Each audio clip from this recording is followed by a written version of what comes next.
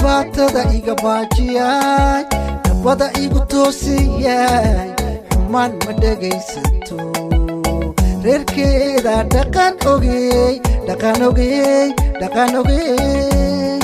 alla reerkeeda dhaqan ogey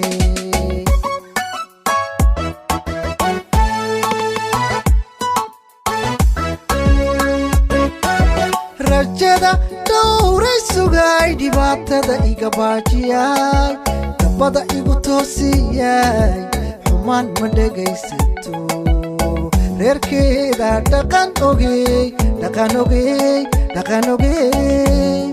alla reerkeeda dhaqan ogey